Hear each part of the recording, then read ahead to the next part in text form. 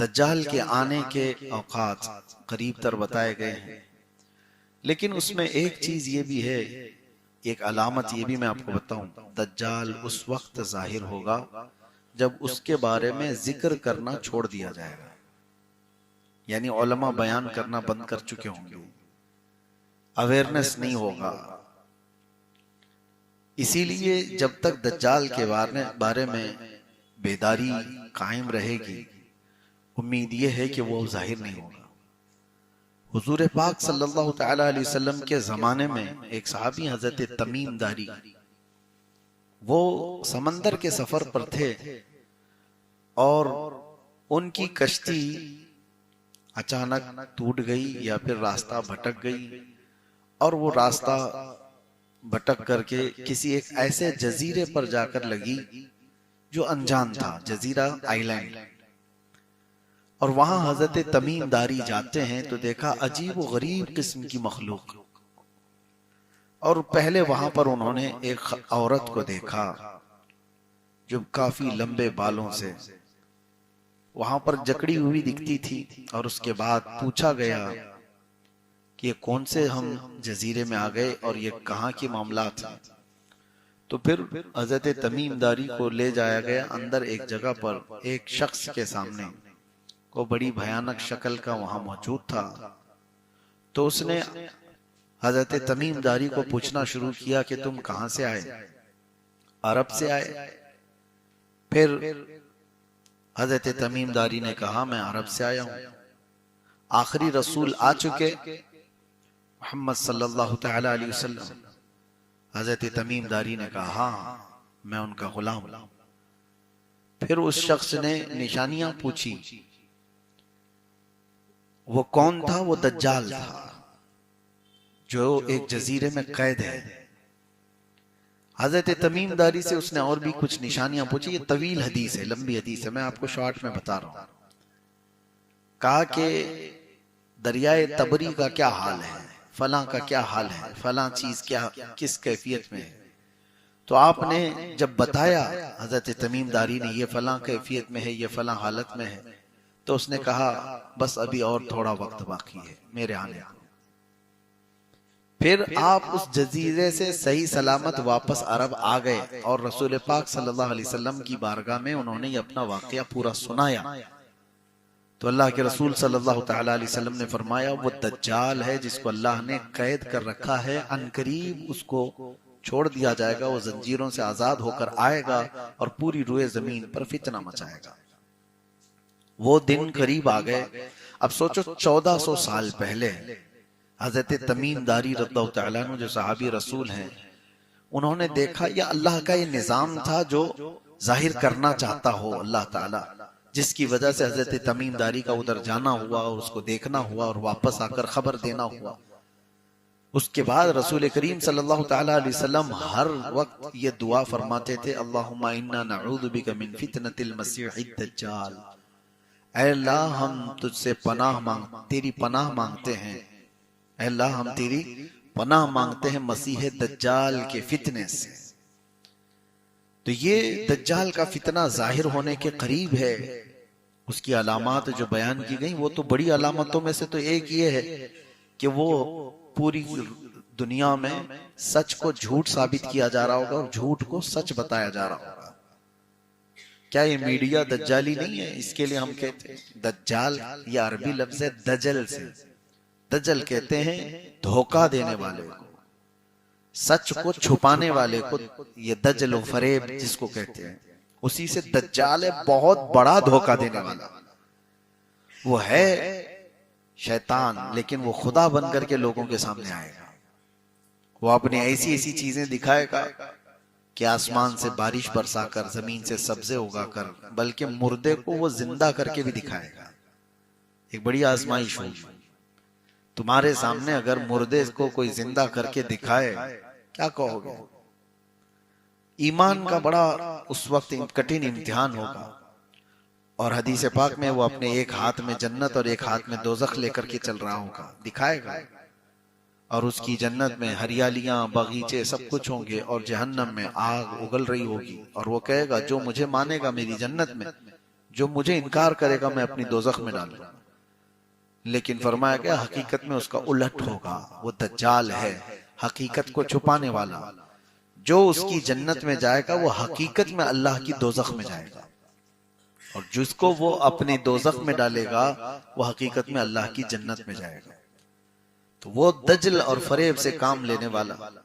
मैंने ये जिक्र इसलिए छेड़ा कि हमें पनाह तो मांगना है, लेकिन साथ में एक वजीफा मैं बता रहा हूं। अल्लाह के रसूल सल्लल्लाहु तआला अलैहि वसल्लम ने इरशाद फरमाया, जो रोजाना सूरह कहफ की शुरू की 10 आयतें तिलावत करेगा अल्लाह उसे दज्जाल के फितने से महफूज फरमाएगा। याद तो करना होगा, हर मुसलमान को चाहिए। 15वें पारे में सूरह कहफ है, अल्हम्दुलिल्लाहिल्लज़ी अंज़ला अला अब्दिहिल किताब व लम यजअल लहू इवजा। यहाँ से वो पूरा सफा खत्म हो जाता है, 10 आयतें। ये अगर याद हो तो फरमाया गया दज्जाल के फितने से अल्लाह उसको महफूज रखेगा। बाकी आपको मैं बताऊं, एक ही दौरे में वो ईरान से होकर गुजरेगा। अभी ईरान का बड़ा जिक्र चल रहा है, और हदीस पाक में फरमाएगा इस्फहान, ईरान में एक इलाका है इस्फहान, उसको अस्फहान भी कहते हैं, इस्फहान भी कहते हैं। अस्फहान एक मशहूर इलाके का नाम है। आपने अपने मुंबई के जय्यद वली कामिल हजरत बहाउद्दीन शाह बाबा के नाम सुने होंगे, वो भी अस्फहानी है। बहाउद्दीन शाह अस्फहानी सुना होगा आपने। अस्फहान ईरान का एक शहर है। रसूल पाक सल्लल्लाहु तआला अलैहि वसल्लम फरमाते हैं सिर्फ वहां से अस्फहान से 70,000 यहूदी उसकी जमात में शामिल होंगे। 70,000 के करीब लोग उसकी जमात में शामिल होंगे। अब इस हदीस पाक के रोशनी में देखा जाए तो इस्फहान में यहूदी कब होंगे, कैसे होंगे, अब अल्लाह बेहतर जाने, लेकिन इसका जिक्र है तो होंगे, और दज्जाल आएगा तो एक बड़ी जमात। और दूसरी एक और रिवायत है कि उसकी फौज में कसरत से औरतें होंगी, उसकी फौज में कसरत से औरतें होंगी। औरतों को कोई भी बाबा आज ठग लेता है तो दज्जाल क्यों नहीं ठगेगा? हाँ, यहाँ सारे बाबाओं के पास भीड़ अगर किसी की है तो किसकी है? औरतों की है। सारे मसले जो है ना औरतों को ही है, और यही इनकी हरकतें इन्हें दज्जाल के फितने में मुलविस कर देंगी, जो आज ये कर रही हैं औरतें।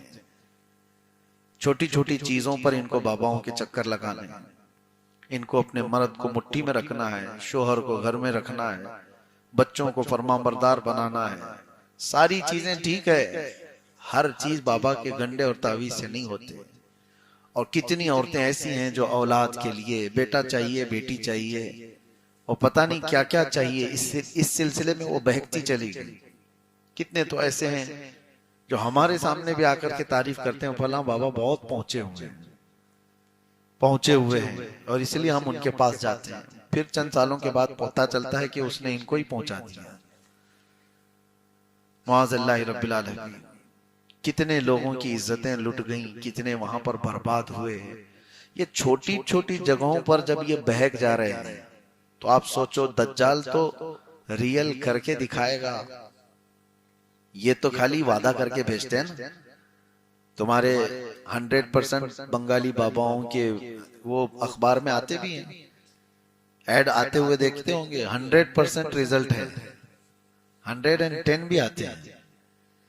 तो यहां तो सिर्फ इनके दावे हैं कि नौकरी पक्की है, तलाक भी पक्की है, मोहब्बत भी पक्की, अदावत भी पक्की, सब इनके पास दावे हैं। लेकिन दज्जाल तो सामने रियल करके दिखा देगा। बाद की बात नहीं, अभी देख लो, बारिश बरस जाएगी, सब्जा उग जाएगा, मरा हुआ आदमी जिंदा खड़ा हो जाएगा, जिंदे को वो मार भी देगा, मौत दे देगा। ये सारी चीजें दजल कहलाती हैं। दजल ये हकीकत नहीं है। अल्लाह तबारक व तआला ने उसको जो चीजें दी हैं वो हकीकत को छुपाएगा इंसानों के सामने।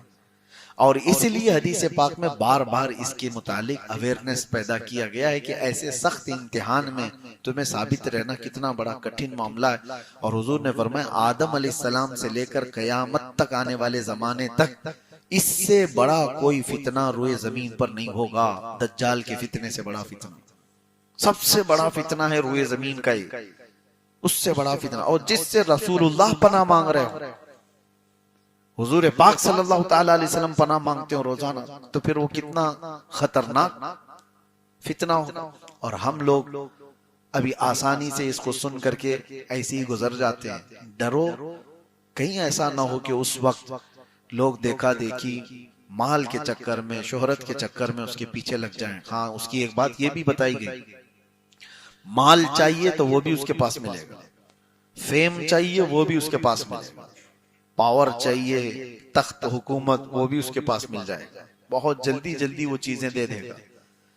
तो इन तमाम चीजों के जो भिखारी हैं वो बहुत जल्दी चले जाएंगे, पैसे के, पावर के, शोहरत के। ये ख्वाहिशात जिसकी हैं वो दज्जाल की फौज में ऑटोमेटिक शामिल हो जाएंगे। और जिनको आखिरत का डर होगा वो बचे रहेंगे, अल्लाह तबारक व तआला का खौफ होगा, वो बचे रहेंगे। बाकी यहाँ तो हजारों को आप देखते हैं, हम कोई थोड़े से भी पैसे बांट रहा हो तो उसके यहाँ तो भीड़ लगी जाती है। कोई अगर पावर देने की बात करे तो उसके पास आगे पीछे तो घूमने वालों की कतार लगी जाती है। तो दज्जाल के साथ जब ये सारे ऑफर मिल रहे हो तो कितने लोग जा रहे होंगे। अल्लाह हमारी हिफाजत फरमाए। सूरह कहफ के मुतालिक इसलिए मैंने कहा, इसमें अल्लाह ताला ने कुछ ऐसे नौजवानों का जिक्र फरमाया है जो अपना ईमान बचाकर बादशाह से निकल गए थे। वो कितने थे, 7 थे या 8 थे, अल्लाह को उनकी तादाद बेहतर मालूम, कितनी है वो अल्लाह बेहतर जानता है। एक बात यह है, सूरह कहफ कब उतरी वो भी मैं बता दूं। यहूदी आए थे 3 सवालात लेकर के हुजूर सल्लल्लाहु अलैहि वसल्लम के पास। बहुत तवज्जो से सुनिए इस चीज को। 3 सवालात लेकर के आए थे और उस वक्त रसूल करीम सल्लल्लाहु ताला अलैहि वसल्लम से उन्होंने ये पूछा था। उसमें से एक सवाल ये था, असहाबे कहफ कितने थे, असहाबे कहफ कितने थे। तो हुजूर सल्लल्लाहु ताला अलैहि वसल्लम ने क्या फरमाया, कल आओ मैं बताता हूं। क्या फरमाया, कल आओ मैं बताता हूं। वो चले गए, कल आए, हुजूर सल्लल्लाहु ताला अलैहि वसल्लम वही के इंतजार में थे कि अल्लाह ताला कुछ वही नाजिल फरमाएगा, मैं जवाब दूंगा। वही आई नहीं। दूसरे दिन वो आए तो हुजूर ने फिर उनको भेज दिया, कुरान की वही आई नहीं, तुम जाओ फिर मैं कल बताऊंगा। यहां तक के 15 दिन गुजर गए, जिब्राइल अमीन कोई वही लेकर नहीं आए। रसूल पाक सल्लल्लाहु ताला अलैहि वसल्लम गमगीन हो गए कि मुझसे कोई ऐसी चीज हो गई कि अल्लाह नाराज है। वही का सिलसिला रुक गया। अब सुनो, उसके 15 दिन के बाद आई वही, लेकिन ये पूरी सूरह कहफ, और उसमें एक आयत अल्लाह ने बयान फरमाई, ये अपने नबी को तालीम देते हुए हम सब के लिए भी। अल्लाह फरमाता, वला तक़ूलन्ना लिशैइन इन्नी फ़ाइलुन ज़ालिका गदा इल्ला यशा अल्लाह। ऐ रसूल, हरगिज हरगिज ये मत कहना कि कल मैं ये करने वाला हूं, हरगिज मत कहना। हुजूर ने क्या फरमाया था यहूदियों से, कल आना बताऊंगा।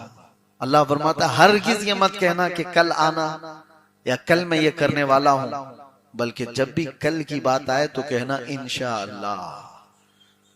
ये अल्लाह ने तालीम फरमाई, इल्ला इंशाअल्लाह, हाँ मगर अल्लाह चाहे तो ये हमारी जिंदगी का भी मामूल हो।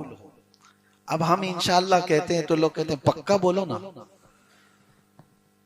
इंशाअल्लाह का मतलब क्या है? आपको ऐसा लगता है शक है तो बोलता है आदमी? नहीं मेरे अजीजों, जो यकीन की बात हो उसको भी इंशाअल्लाह कहा जाए। आपको अगर किसी ने बुलाया दावत में, आपको क्या कहना है? हाँ मैं इंशाअल्लाह आऊंगा।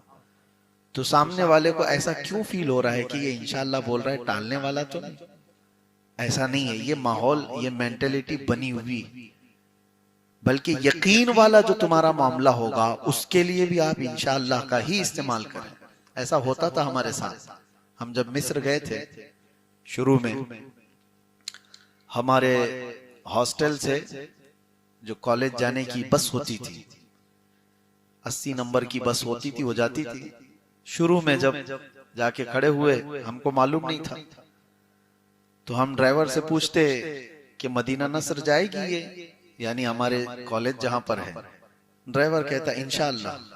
तो हम मुंह देखते खड़े हो जाते कि ये जाएगा भी कि नहीं जाएगा, इंशाअल्लाह क्यों कह रहा है। तो ये यहाँ का मिजाज बना हुआ था।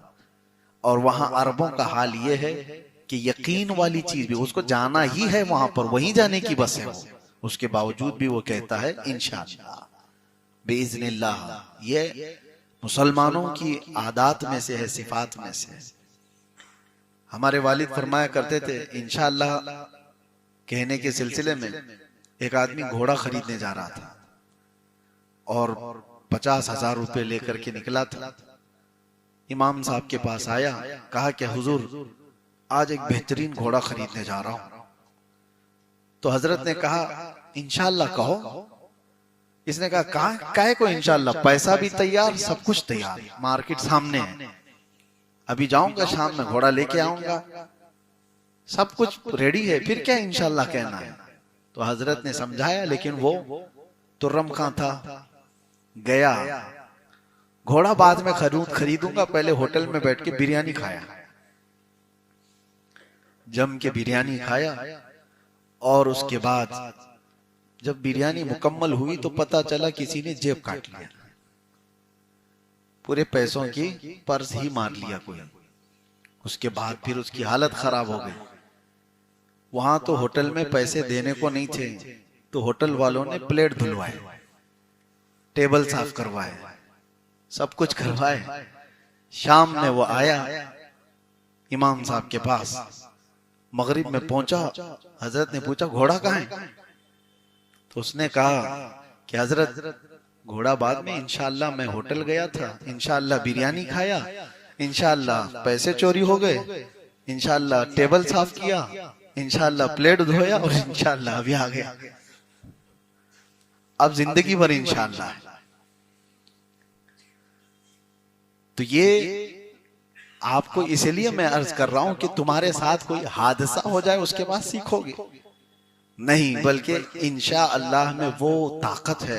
हजरत सुलेमान अलैहिस्सलाम के मुतालिक फरमाया, उन्होंने एक बार ये कहा था, उनकी 100 बीवियां थी, आता आज की रात में सारी बीवियों के पास जाऊंगा और हर एक से एक एक मुजाहिद पैदा करूंगा।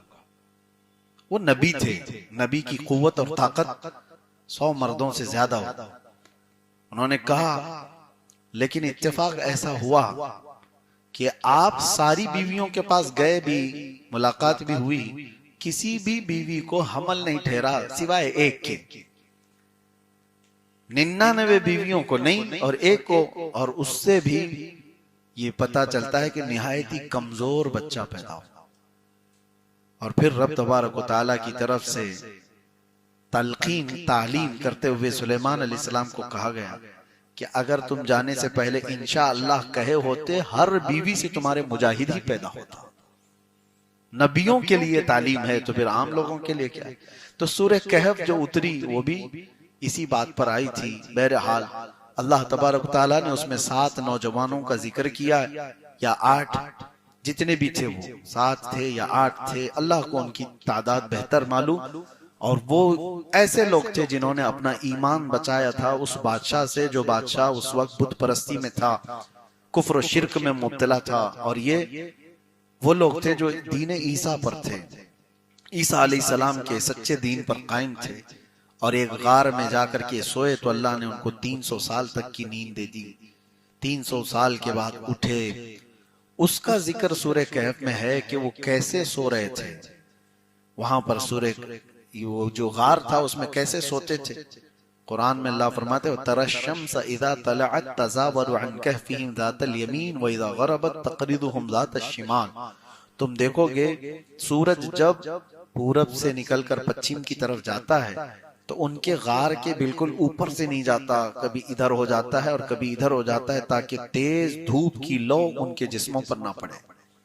300 साल तक सूरज की गर्म तपिश से भी अल्लाह उनकी हिफाजत फरमाए। वो असहाबे कहफ थे, ईमान बचाने की जिन्हें फिक्र थी, अल्लाह ताला ने उनको 300 साल तक बचा रखा। ठंडियां, गर्मियां और दूसरे मौसमों के थपेड़ों से अल्लाह ने उनकी हिफाजत की। 300 साल के बाद वो उठे भी। और उसके बाद अच्छा, उनके साथ एक कुत्ता भी था, वो भी साथ सो रहा था, कितमीर, जिसका जिक्र कुरान पाक में आया। फिर वो लोग जब उठे तो जिस जमाने में उठे थे उस वक्त तो बादशाह ईमान वाला था। पहले जो बादशाह था वो दकियानूस और बाद में जो बादशाह था वो बेदरूस। इसने दुआ भी की थी अल्लाह की बारगाह में कि अल्लाह मेरी रियाया आखिरत का इनकार कर रही है, तो ऐसी कोई निशानी बता दे ताकि लोगों के आखिरत पर यकीन बढ़ जाए। बादशाह की दुआ कबूल हुई और असहाबे कहफ को 300 साल बाद अल्लाह ने दोबारा उठाया और उनके उठाए जाने का और फिर ये सब तज़किरा मशहूर हो गया। तो बादशाह और उनकी सारी रियाया ने आखिरत पर यकीन का ऐसा पुख्ता यकीन किया। फिर असहाबे कहफ को दोबारा उसी गार में सोने का हुक्म हुआ या वो सो गए तो अल्लाह ने फिर से उनको नींद गहरी दे दी। आज तक वो सो रहे असहाबे कहफ।